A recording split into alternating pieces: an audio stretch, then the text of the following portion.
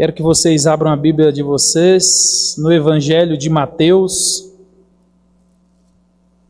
Estaremos dando continuidade às parábolas.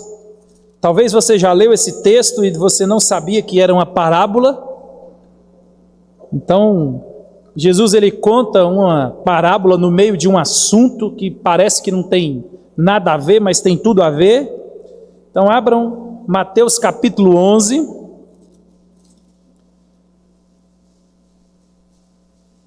Mateus capítulo 11, vou ler com os irmãos dos versos 16 até o verso 19. Então Mateus capítulo 11, versículo 16, 17, 18 e 19.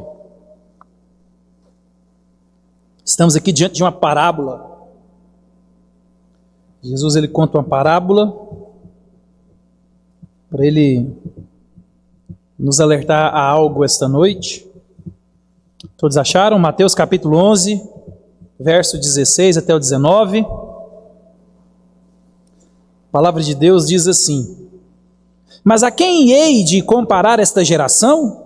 É semelhante a meninos que, sentados nas praças, gritam aos companheiros: Nós vos tocamos flauta e não dançastes, entoamos lamentações e não pranteastes. Pois veio João, que não comia nem bebia, e dizem: Tem demônio. Veio o Filho do Homem, que come e bebe, e dizem: Eis aí um glutão e bebedor de vinho, amigo de publicanos e pecadores. Mas a sabedoria é justificada por suas obras. Meus irmãos, nós estamos no período de Olimpíadas, né? Então, nesse tempo é muito comum nós ouvirmos por todos os lados as comparações das seleções, dos atletas individual, em cada atividade que eles fazem, em cada grupo, em cada esporte. É muito comum, né? A gente vê o esporte da ginástica, a gente vê o futebol, a gente vê o atletismo, a natação, etc, e etc. E a gente compara essas Olimpíadas com as outras Olimpíadas, esses atletas com os outros atletas. Então, a comparação nada mais é que uma figura de linguagem que ela estabelece de maneira explícita a relação de semelhança entre dois ou mais elementos dentro de algum contexto. Então, quando eu e você queremos enfatizar alguma coisa, a gente usa essa metáfora, né, da comparação, para a gente destacar algo. Exemplo, a gente vai falar de um jogador que é muito forte, a gente fala, ele joga como um trator. Então a gente está querendo dizer que ele é um jogador que joga forte. Às vezes a gente olha para uns e fala, é o Pelé. Então a gente está comparando, esse aí é um bom jogador, nos lembra. Na ginástica, como a gente tem visto as meninas sendo campeãs, né? A gente fala, a geração que começou ali despertando com a Daiane dos Santos. A gente fala que o time está afinado igual violão, né? A gente usa essas expressões para comparar algo. Às vezes a gente olha para os nossos filhos, principalmente as mães. Olha meu filho, ele é bonito igual o Brad Pitt. Isso é uma comparação, né? Às vezes a gente olha para algumas pessoas e fala, nossa, olha que beleza, dirige igual a Ayrton Senna. Né? Para não falar outra coisa. Então, comparações são algo comum. E a gente tem visto muito nesses dias, né? A gente comparando os esportes.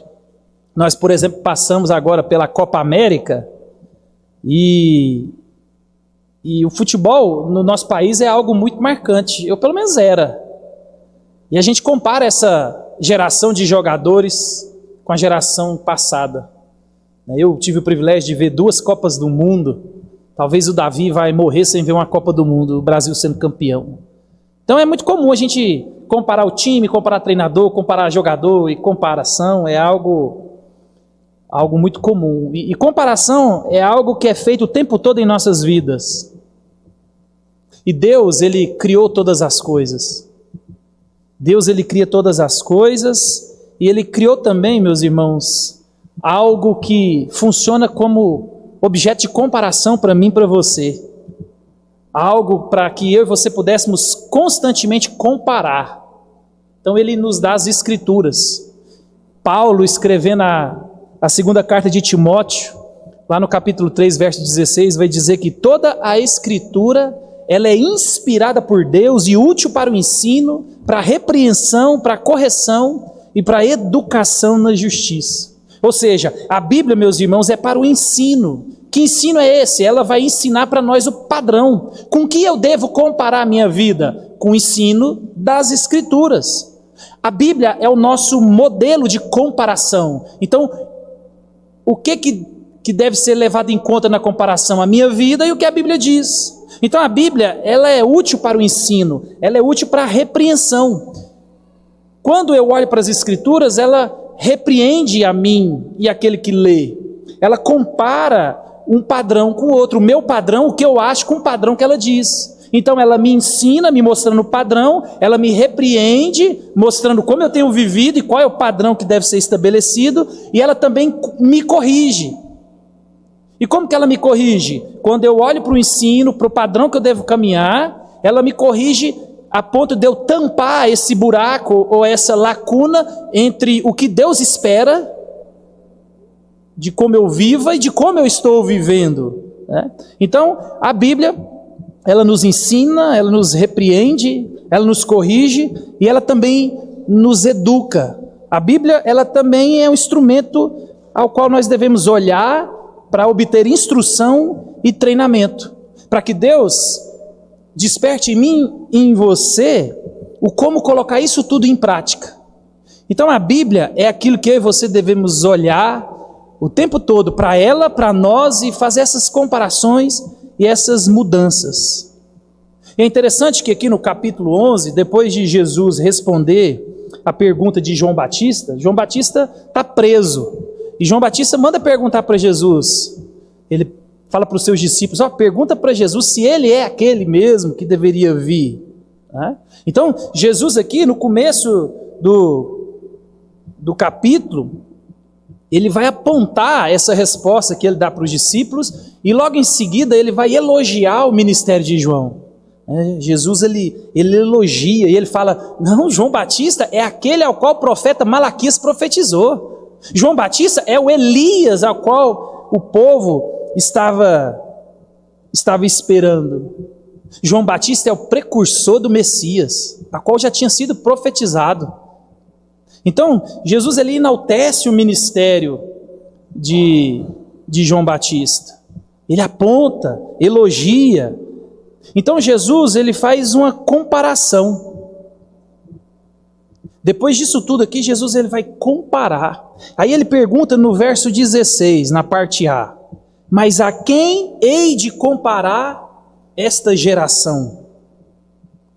Jesus, meus irmãos, ele olha para a sua geração, olha para o seu tempo, geração essa que teve a oportunidade de presenciar João Batista, o último profeta que fecha a antiga aliança, e Jesus Cristo, o Messias, inaugurando o reino de Deus.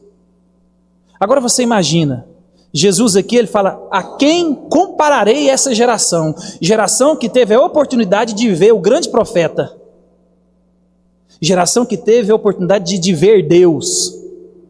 Isso é algo parece distante do nosso raciocínio, não é? Então, uma geração que viu o Verbo encarnado.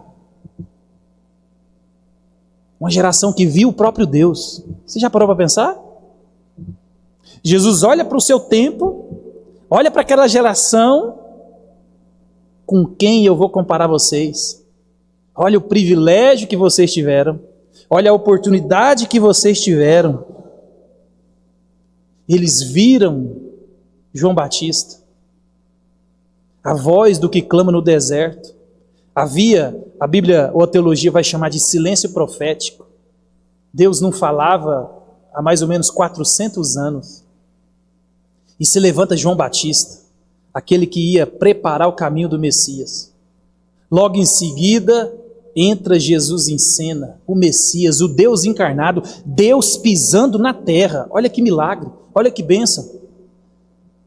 Talvez eu não sei se você pensou nisso, mas eu queria ter visto Jesus como eu vejo você. Jesus passou aqui 33 anos, uma geração que viu a Deus, uma geração que foi ensinada pelo próprio Deus, uma geração que conversou com o próprio Deus. E essa geração que teve toda essa oportunidade, mesmo assim sua maldade e cegueira cresceram tamanho que foram eles mesmos que gritaram: solta Barrabás e crucifica esse aí. Que geração perversa, que geração do coração duro. A gente lembra a geração de Noé, né? Gênesis 6:5 vai dizer para nós que aquela geração crescia em maldade e que todos os desígnios do coração deles eram maus. Porém, Deus, ele olha para aquela geração e acha Noé. E ele vai dizer assim, ó, Noé, homem justo e íntegro entre seus contemporâneos. Noé andava com Deus. Uma geração má, uma geração perversa, uma geração que crescia em pecado, que se afundava cada vez mais em pecado, uma geração extremamente terrível. Mas tinha um justo. E um comentarista que eu li, ele vai dizer assim, ó, que a má qualidade dos lugares onde vivem bons ministros serve para a boa qualidade deles. Ou seja, em tempos de maldade, onde a maldade reina, onde as pessoas têm baixa qualidade, a vida desses poucos, ou no caso de Noé, o único justo, serve para enaltecer e ampliar esse contraste das gerações. Uma geração má, perversa, mas tem ali Noé, um homem justo. E Jesus aqui, ele faz esse contraponto. Então, quando a gente olha para a história, Deus sempre coloca um ponto de luz em meio às densas trevas do pecado e da rebelião.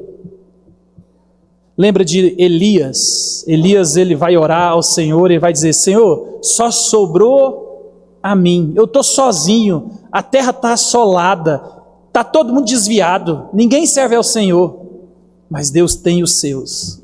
Em meio à maldade, em meio à calamidade, Deus tem um povo. Pouca gente. Elias, eu tenho você e mais 7.000. Mas Deus tem os seus. Então, a qualidade de uns aponta de contraste a pecaminosidade e a rebelião de outros. O apóstolo Paulo chama a atenção para que nós possamos comparar a nossa vida com a dele e imitá-lo. Eu e você gostamos de comparação. Nós fazemos isso o tempo inteiro. E Paulo, um apóstolo do Senhor, ele vai dizer, sede meus imitadores, como também sou de Cristo. Paulo, ele se coloca no lugar de padrão para se comparar. Olhe para mim. Olhe para mim como régua, como padrão. Pode me imitar. Jesus, lá no Sermão do Monte, ele vai dizer assim, ó, portanto, sede vós perfeitos, como é o vosso Pai Celeste.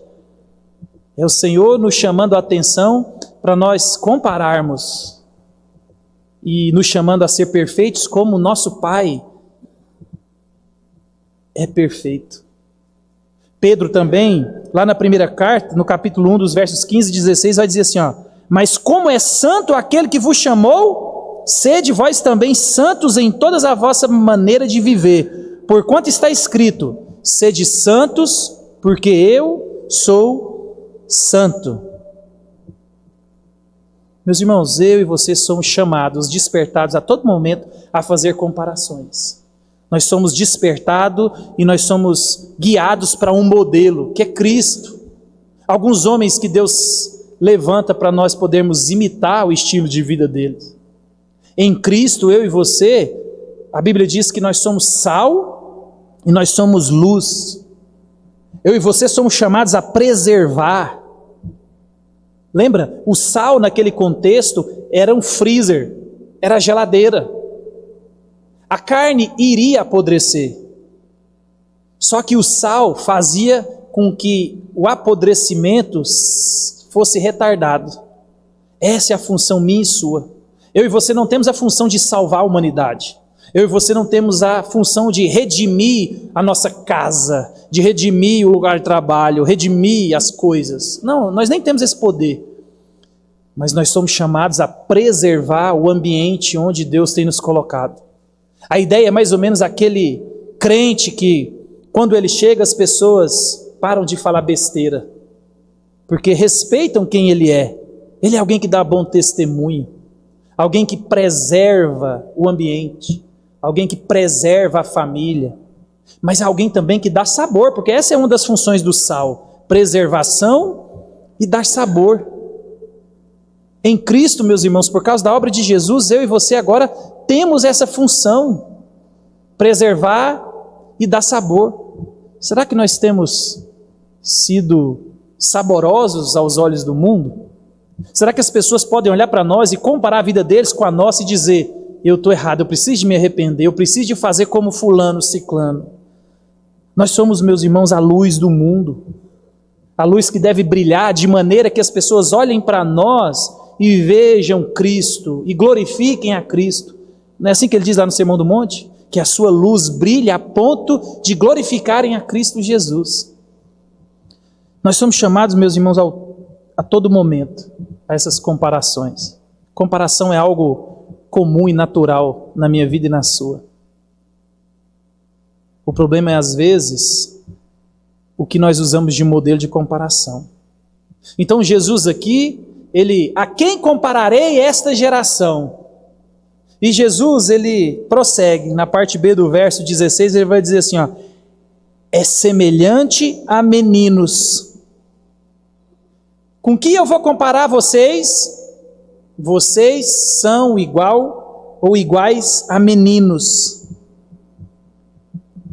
E não é uma boa comparação nas Escrituras. Deus, meus irmãos, lá no capítulo 4, verso 11 de Efésios, ele vai mostrar para nós uma lista de dons que ele deu para a igreja. Então Deus, na igreja, ele deu apóstolos, mestres, pastores, evangelistas, profetas. E todos esses são dons da palavra, dons de ensino. E Deus, ele concedeu esses dons com uma finalidade. Ele vai dizer lá no verso 12 do capítulo 4 de Efésios: com vistas ao aperfeiçoamento dos santos, para o desempenho do seu serviço, para a edificação do corpo de Cristo. Esses dons na igreja são dons que te ensinam a ser crentes maduros, a ser crentes melhores, a ser crentes que conhecem a palavra, que conhecem a perspectiva de Deus e vivam a partir disso. É uma edificação, é um crescimento para o corpo. E aí no verso 14, por que tem esses dons? Para que se aperfeiçoa? Para que ensina? Para que treina? No verso 14 ele vai mostrar: para que não sejais como meninos, agitados de um lado para o outro e levados ao redor por todo o vento de doutrinas, pela artimanha dos homens, pela astúcia dos que conduzem ao erro. Então, meus irmãos, os dons da palavra, ou os dons aqui de ensino na igreja, são para que as escrituras sejam ensinadas e o povo cresça em estatura, graça e conhecimento de Deus. Na Bíblia, nós somos chamados a ser como crianças apenas em relação à confiança e independência. Por isso que Jesus mesmo diz: se vocês não forem como esses pequeninos, vocês não herdarão o reino do céu. Mas Jesus ali, ele está falando em um aspecto específico de criança. Criança é alguém que depende, confia no adulto, nos seus pais. Eles confiam. Você fala para ele, pula, e ele pula. Vem, e ele vem. Pode ir que eu vou, ele confia. Então, nesse sentido, é a única vez que Deus nos chama a olhar para as crianças e comparar a nossa vida. Será que nós temos uma vida de alguém que confia em Deus, como essas crianças? Será que a minha confiança, o meu descanso em Deus é igual dos meus filhos? Que talvez eles não sabem o perrengue que nós estamos passando em casa, talvez eles nem sabem a falta de dinheiro que nós temos, mas eles deitam e dormem. Então é nesse aspecto o único positivo que Deus nos chama a olhar para as crianças, mas no resto das Escrituras não. Nós não somos chamados a ser como meninos, ser como crianças. Muito pelo contrário, nós somos exortados a não fazer isso. O próprio autor de Hebreus, ele exorta o povo, e ele fala assim: vocês deviam ser mestres. Vocês têm 1 ano, 2 anos, 5 anos, 10 anos, 15 anos, 20 anos de igreja, e vocês continuam meninos. Eu queria trazer para vocês um alimento sólido, eu queria trazer para vocês um alimento de alguém que tem a fé fortalecida, mas vocês precisam de tomar leite. Eu ainda preciso de ensinar os fundamentos básicos da fé, porque vocês ainda são crianças, vocês ainda são meninos. Vocês precisam de ser alimentados com leite. Então Jesus aqui, ele olha para aquela geração e fala: a quem compararei vocês? Vocês são igual meninos. E aí ele continua: é semelhante a meninos que, sentados nas praças, gritam aos companheiros: nós vos tocamos flauta e não dançastes, entoamos lamentações e não protestastes. Então, meus irmãos, Jesus aqui, ele conta uma parábola para ilustrar a sua tese. Que tese é essa? Vocês são meninos. E lembre-se, as parábolas de Jesus, elas são histórias comuns ao povo. Jesus, ele ilustra a realidade daquilo que ele quer contar ou ensinar com o cotidiano do povo. Então, tudo que Jesus usa para contar suas histórias fazia parte do cotidiano. Eles entendiam quando Jesus falava. E Jesus aqui, ele utiliza uma imagem de crianças brincando nas praças. Era muito comum as crianças brincarem nas praças. E a imagem aqui é de crianças brincando de 2 brincadeiras muito comuns na época. Eles estavam brincando de casamento, outrora brincando de funeral. Então, observa, Jesus aqui, ele está combatendo diretamente os seus opositores. No meio aqui dos seus ouvintes estavam os escribas e os fariseus. Então Jesus está dizendo: vocês são como essas crianças que dão o tom da brincadeira e repreende quem não brinca. É por isso que o texto vai dizer assim, ó: a quem compararei esta geração? É semelhante a meninos sentados nas praças, que gritam aos companheiros: nós tocamos flauta e vocês não dançastes. Vamos brincar de casamento. Um faz o casamento, um é a noiva, outros são os padrinhos. Vamos tocar uma flauta, vamos nos alegrar, vamos festejar. Casamento no contexto judaico era uma festa, era alegria. Vamos brincar de casamento e a gente está aqui brincando, vocês não participam? Vocês não se alegram? Vocês não fazem nada? Então vamos brincar de funeral, vamos brincar de velório. Então vocês chorem, pranteiem. A gente já brincou de algo parecido em algum momento da nossa vida. Então Jesus aqui, meus irmãos, estava combatendo eles. Era isso que os escribas e os fariseus estavam fazendo com Jesus e com João Batista. Os escribas e os fariseus, os doutores da lei, estavam querendo que Jesus, que João Batista, se comportassem do jeito que eles determinaram. E aí, como João e Jesus não entrou na brincadeira deles, aí os dois foram alvo de críticas. Os dois foram alvo de críticas duras e críticas severas. As autoridades olham para Jesus e: você não faz do jeito que a gente esperava? Olha para João Batista e fala: você também não faz do jeito que a gente queria. E aqui a gente aprende uma lição muito importante. A gente observa o que a gente vai falar agora no próximo ponto. As características de Jesus e de João eram muito diferentes. E nenhum e nem outro agradou. E às vezes eu e você queremos agradar as pessoas, né? Eu estava estudando esse texto, eu achei isso interessante. Conforta meu coração, porque às vezes o nosso coração ele é assaltado pela insegurança de achar que a gente tem que satisfazer os anseios da igreja. E aí eu olho para um texto aqui, João Batista foi alvo de crítica. Jesus foi alvo de crítica. Quem sou eu? Quem é você? Por isso que nós somos chamados a viver de uma maneira que agrada a Deus, glorifica Ele, do jeito que Deus nos chamou, com a personalidade que Deus nos deu, no lugar que Deus nos colocou. E às vezes eu e você queremos fazer como os fariseus. Nós queremos que as pessoas sejam o que a gente quer.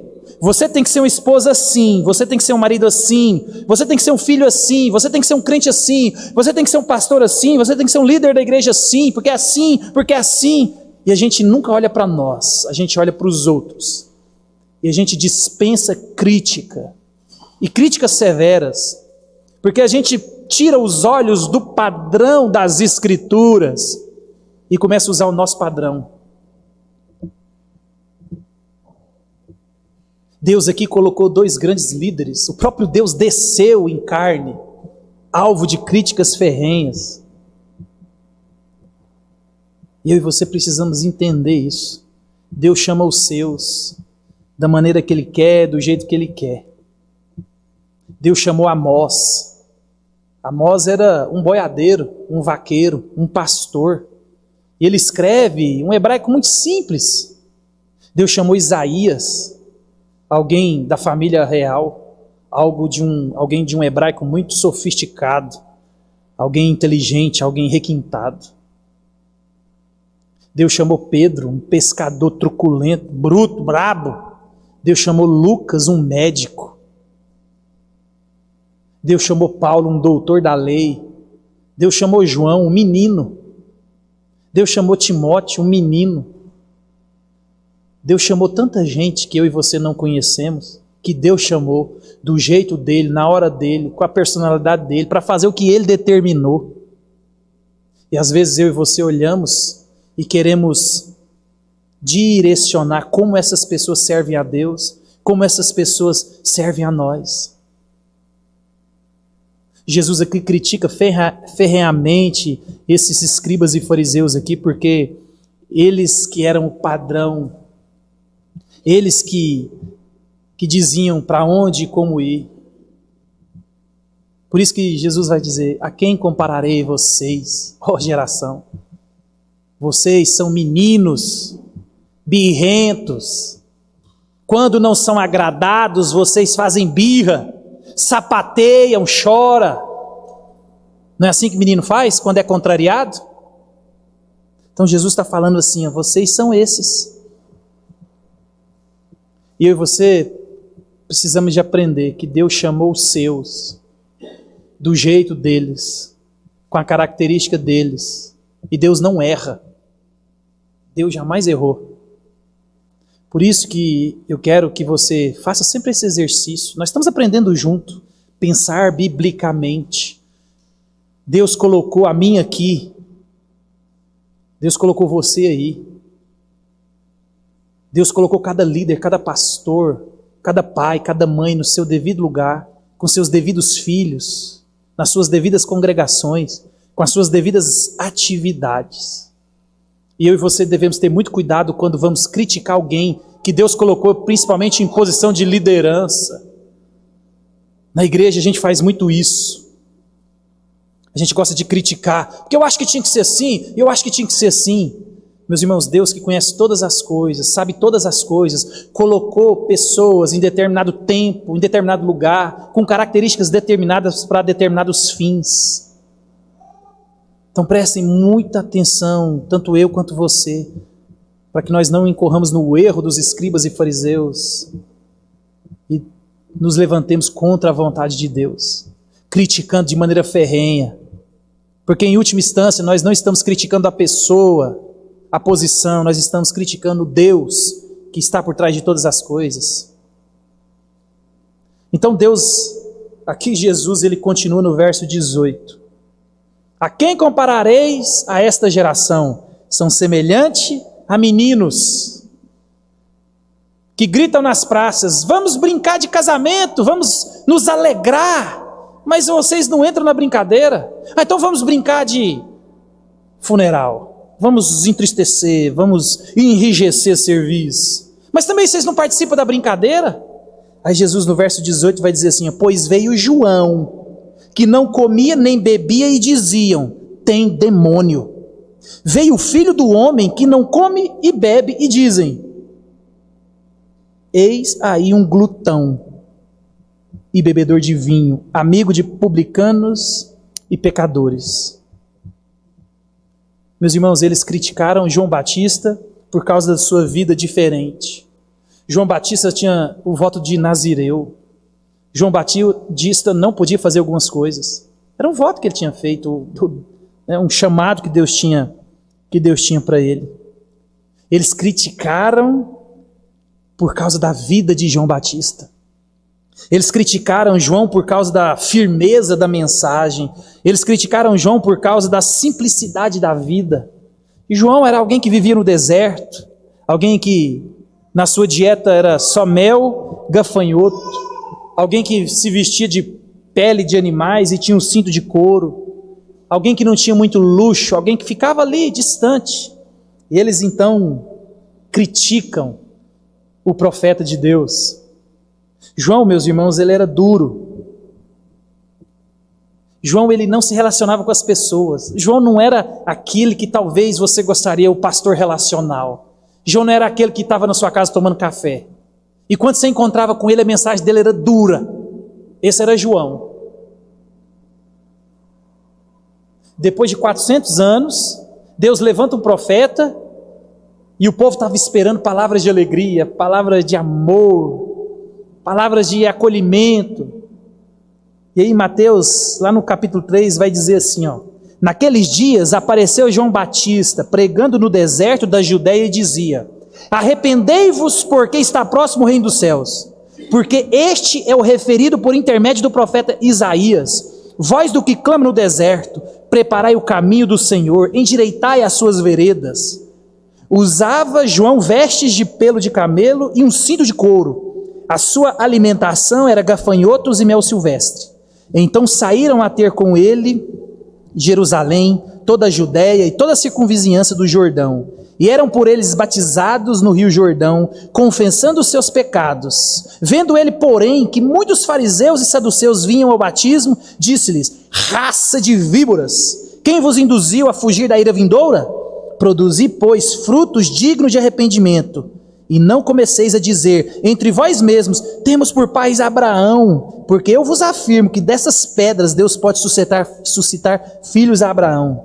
Já está posto o machado à raiz da árvore. Toda árvore, pois, que não produz bom fruto, é cortada e lançada ao fogo. Ninguém gosta desse tipo de mensagem. Às vezes a gente está de um jeito mole, igual uma gelatina, e tudo que a gente precisa é de uma mensagem que nos fortalece, que nos levanta. E aí vem o profeta e te dá uma porrada no meio da gelatina, que você já está todo quebrado. Assim era João Batista. E vem João Batista nesse contexto, e eles estavam esperando o quê? A aprovação de Deus. E ele: raça de víboras, quem vos induziu a pensar que Deus não vai pegar vocês? Arrependei-vos, mude de vida. Essa era a mensagem de João Batista. E diante disso tudo, da vida dele, da mensagem dele, os fariseus e os escribas olham para ele e dizem: tem demônio. Tem demônio. É por isso que Jesus, quando ele vai contar a parábola, ele vai falar assim: nós tocamos flauta e não dançastes. É a ideia dos fariseus falando assim: não, a mensagem do profeta é muito dura, ele podia amenizar, vamos nos alegrar, a pregação dele é dura demais, vamos festejar. O homem da pregação dura, é só porrada, ninguém aguenta, vamos nos alegrar, né? Ameniza esse negócio aí. Aí veio Jesus, meus irmãos, de maneira oposta. O jeito, a personalidade de Jesus era totalmente diferente da de João. Jesus aqui é sociável. Jesus aqui conversa com todo mundo. Jesus é amigo de todo mundo. Jesus tem a pregação amorosa. Olha para você ver o que as pessoas falavam de Jesus.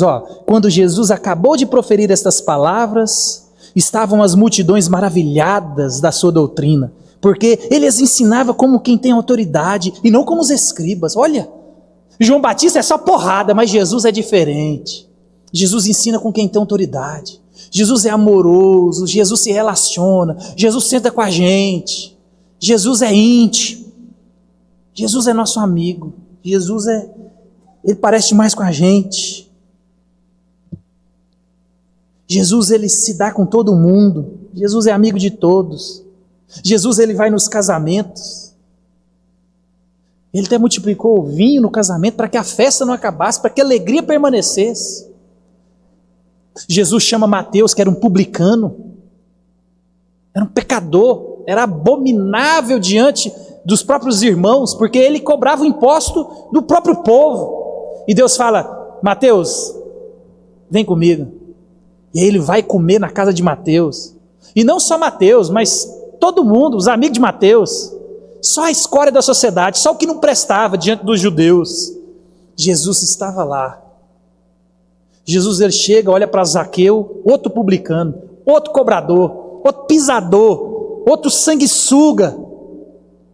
E Jesus fala: Zaqueu, eu vou comer lá na sua casa. Faz a janta que nós vamos lá na sua casa. Eu vou dormir na sua casa, Zaqueu. Esse, meus irmãos, era Jesus. João era duro, você tem demônio. Mas Jesus não. Jesus era amoroso. Eu acho que eu queria mais ficar com Jesus. Jesus é gente fina. E aí eles viram para Jesus e falam: eis aí um glutão, um bebedor de vinho, amigo de publicanos e pecadores. João tem uma mensagem dura demais: se alegre, vamos brincar de casamento. Mas Jesus, ele é amigo de todos. Jesus, ele é alegre demais, então vamos brincar de velório. Jesus, ele passou do ponto, né? Então, meus irmãos, a ideia aqui é que Jesus e João estavam na contramão da vontade deles. Um era duro demais, se alegre, ameniza essa pregação. Outro era amoroso, sentava com todo mundo. Não, ei, peraí, você passou do ponto, você é um glutão, um beberrão, senta com todo mundo, vamos brincar de velório. Precisa ser mais sisudo, precisa ser mais firme. William Hendrickson, meus irmãos, é um comentarista, e ele diz que Jesus está querendo dizer mais ou menos isso aqui, essa é a maneira de vocês, fariseus e seus seguidores, se comportarem. Então, estão sendo infantis, são frívolos e agem de maneira irresponsável e inconsistente. Vocês nunca estão satisfeitos. Costumavam encher-se de entusiasmos por João, pelo menos lhe tinham respeito e não achavam sua austeridade e seu convite ao arrependimento que fossem passíveis de censura. Mas agora dizem: ele é duro demais, é antissocial, sua mensagem é exageradamente severa, ele deve estar possesso. Mas também estão se voltando contra mim, o Filho do Homem, estão apontando o dedo para mim dizendo: embora exija renúncia de outros, ele mesmo não passa de um glutão e beberrão, de amigo de coletores e pecadores. Ele é social demais. Jesus realça que, por fim, essa crítica e intolerância, totalmente injustas e amargas, não levarão ninguém a parte alguma. Conhece gente assim, meus irmãos? Nunca está satisfeito. A gente nunca consegue agradar. Por isso que Jesus vai dizer assim: a quem compararemos a geração que viu o profeta João Batista e Jesus Cristo, o próprio Deus? Como que eu vou comparar essa geração? Como que eles olharam para o grande profeta João Batista? Como que eles olharam para o próprio Deus encarnado e não reconheceram que os dois vieram da parte de Deus? Um tem demônio, o outro é um glutão, um beberrão. Olha, e as críticas que eles teceram, meus irmãos, são críticas muito duras. São críticas passíveis de morte, baseado na lei mosaica lá em Deuteronômio. Greg Kinnear, um historiador, ele vai dizer assim, ó, a acusação que João tem demônio sugere que ele é um falso profeta, possuído por espírito maligno, ou um feiticeiro que exerce poder sobre um espírito guia. Ser glutão e beberrão era pecado passível da mesma pena. Portanto, as acusações contra os dois profetas são sérias. Lá em Deuteronômio 21, vai dizer, por exemplo, a respeito dos filhos que são beberrões e glutões, é pecado de rebeldia, eles deveriam morrer apedrejados. Então, olha o teor das críticas que os fariseus e os escribas estão fazendo com o próprio Deus, com João. Outro comentarista que eu li, ele vai dizer assim, ó, aqueles que não estão de acordo com Deus e que não o seguem, o confrontam e caminham em sentido contrário a ele. Foi isto que essa geração fez, por estarem decididos a não crer em Cristo ou em João e não os considerarem os melhores entre os homens, como deveriam ter feito. Eles se dispuseram a atacá-los e a representá-los como piores. A João, ele tem demônio. A Jesus, ele tem um hábito depravado da luxúria e da satisfação da carne. Era essas críticas que eles estavam tecendo de Jesus e de João. Aí vem o verso 19.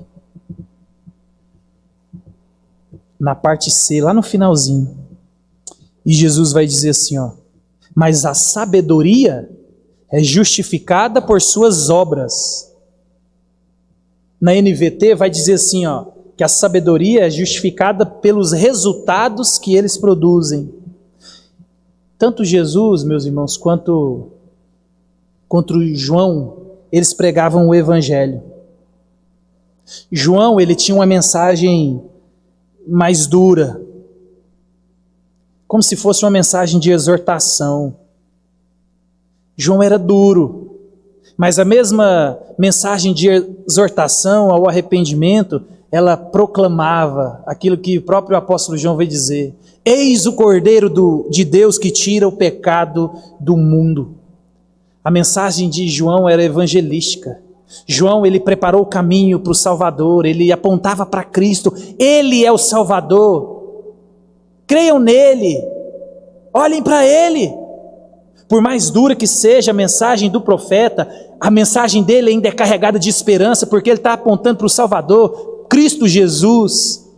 Ele é o Cordeiro de Deus que tira o pecado do mundo. Jesus, meus irmãos, ele não só proclamava as boas novas, o próprio Jesus era as boas novas. Jesus lá em João 10,10, ele vai dizer, eu vim para que vocês tenham vida e vida em abundância. Tanto a pregação quanto a vida de Jesus e a vida de João demonstrava que eles vinham da parte de Deus. É por isso que Jesus, ele vai olhar e vai dizer, a quem compararei esta geração? Vocês são como meninos birrentos. Vocês presenciaram o Verbo encarnado. Vocês presenciaram o maior milagre de toda a história do universo, que é o Deus pisar na terra. E vocês o mataram. E vocês o criticaram. Vocês pegaram aquele que ia preparar o caminho para o Messias, alguém que havia sido aguardado pela nação. Vocês pegaram o Messias, alguém extremamente esperado pelo povo. Mas o que vocês fizeram foi abominável. A geração que presenciou visivelmente, fisicamente a presença de Deus. O próprio Jesus pregando, e eles não ouviram. Eles não ouviram. Matthew Henry, ele vai dizer assim, ó, a inocência mais imaculada e a excelência mais incomparável nem sempre serão uma cerca contra a reprovação das línguas. Meus irmãos, nem João Batista, com a sua personalidade mais rígida, mais firme, com a mensagem: arrependei-vos, porque está próximo o reino de Deus. Nem Jesus, todo amoroso, com a sua mensagem: eu vim para que vocês tenham vida. Eu não vim para julgar, eu vim para salvar. Creiam em mim, as portas da graça ainda estão abertas. Eu estou aqui, olhe para mim, eu vim salvar. Eles olharam para os dois, meus irmãos, e foram alvo de críticas, e críticas terríveis. Críticas terríveis. Por isso que eu e você devemos olhar para as Escrituras. O modelo de vida está nas Escrituras. Descanse em Deus, o próprio Jesus, alguém perfeito, sem pecado. Ele foi alvo de críticas que talvez eu e você nunca seremos. O dono da vida, o que fez todas as coisas, recebeu duras críticas. E às vezes você, nessa ânsia de querer agradar todo mundo. Com isso aqui, meus irmãos, eu encerro e eu quero fazer só 2 aplicações hoje. 2 aplicações eu quero fazer com vocês com relação ao que nós vimos. A primeira aplicação, quero trazer para vocês o texto de Provérbios. Se der para colocar aí, coloca aí. Ó. O texto de Provérbios 29 e 25. Diz assim, ó: quem teme o homem cai em armadilhas, mas quem confia no Senhor está seguro. Primeira coisa que eu quero aplicar para vocês aqui, mediante isso tudo que nós vimos, é um pecado grave e comum no nosso meio, na nossa vida. É o temor a homens. Temor de homens. É um pecado que nos assola. Aí você pergunta assim: pastor, o que é temor de homens? É você que vive para agradar as pessoas. Você que vive buscando a aprovação das pessoas. É você que quer sempre que as pessoas estejam felizes com você. É você viver uma vida buscando elogios, buscando reconhecimento. Já viu gente assim? Ele faz uma comida e fala: a comida não está boa a comida não. Mas ela quer escutar assim: não, está maravilhosa essa comida. Isso está tão impregnado na minha vida e na sua, meus irmãos. Esse desejo de que recebamos elogios, de que as pessoas reafirmem aquilo que nós gostaríamos. Isso é pecado. Tem dominado e assolado o povo. Por isso que o texto vai dizer assim, ó, quem teme o homem cai em armadilhas. Porque quando você vive uma vida para agradar os outros, o que os outros vão pensar de mim, para satisfazer os outros, ou para que as pessoas vivam para satisfazer você, para elogiar você, isso é uma armadilha e vocês vão cair nela, eu vou cair nela. Isso é temor a homens. Timidez é temor a homens. Timidez é pecado. Eu sempre fui tímido, por mais que não pareça. De uns 2 anos para cá, eu comecei a ler sobre essas coisas e eu falei: Senhor, eu me arrependo. Tira isso de mim. Porque a timidez está ligada ao temor de homens. Então esse é um pecado extremamente comum no nosso meio. E usando uma terminologia da psicologia, para ficar mais chique, temor a homens é complexo de inferioridade. Temor a homens é baixa autoestima. Temor a homem é pressão do grupo, principalmente vocês jovens, que ficam preocupados em participar daquela turma, daquele grupo, e se você não fizer o que eles fazem, se você não conversar da maneira que eles conversam, você sofre essa pressão de ser como eles. Isso é temor a homens. Eu vou fazer 40 anos, e uma coisa muito interessante, na minha época de menino, a gente fumava, porque era chique fumar. E você nem gostava do cigarro, mas a pressão das pessoas, a pressão do grupo, para você experimentar, você fazia. Isso é temor a homens. codependência, carência, fome de amor. Isso é temor de homens. Isso é temor de homens. Por isso que o Provérbios vai dizer, aqueles que confiam ou quem teme o homem cai em armadilha, mas o que confia no Senhor está seguro. Meu irmão, eu e você temos que pensar o que Deus pensa de mim e de você, e não o que os outros pensam. Talvez você está mais preocupado com o que os outros pensam, o que os outros vão dizer, do que o próprio Deus tem pensado a meu respeito e ao seu respeito. Paulo, escrevendo a Timóteo, vai dizer assim, que todos os que querem viver uma vida que agrada e honra a Deus serão perseguidos. Meus irmãos, observa, isso é incompatível com o cristianismo. Se você vive uma vida temendo os homens, a sua armadilha já está armada, você vai cair nela. É incompatível você querer viver uma vida que glorifica e honra a Deus e não ser perseguido, não ser alvo de crítica, não ser alvo de perseguição. Não tem como você agradar a Deus e agradar os homens, é impossível. Agradar a Deus, viver para Deus, incorre, meus irmãos, em perseguição, incorre em críticas, incorre em sofrimento, incorre em separação, incorre em perda. Mas o texto de Provérbios vai dizer, quem confia no homem está numa armadilha, mas os que confiam no Senhor estão seguros. Por isso que o apóstolo João vai dizer assim, o verdadeiro amor lança fora todo medo. Meus irmãos, quando eu e você conhecemos a Cristo, descansamos em Cristo, o amor de Cristo tira nosso medo, essa nossa necessidade de aprovação, essa nossa necessidade de aceitação. Essa é a primeira aplicação que eu queria fazer com vocês. Isso é pecado, se arrependa em nome de Jesus. A segunda está lá em Hebreus, capítulo 3, dos versos 7 e 8, diz assim: assim, pois, como diz o Espírito Santo, hoje, se ouvirdes a sua voz, não endureçais o vosso coração, como foi na provocação, no dia da tentação no deserto.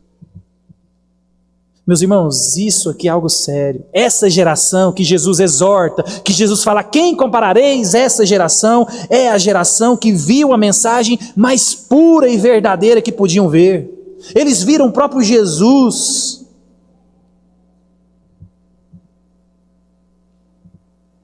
E no verso 24 do capítulo 11, Jesus vai dizer que Sodoma vai receber menor castigo do que aquela geração que viu a Deus, ouviu a Deus e não obedeceu a Deus. Isso é grave.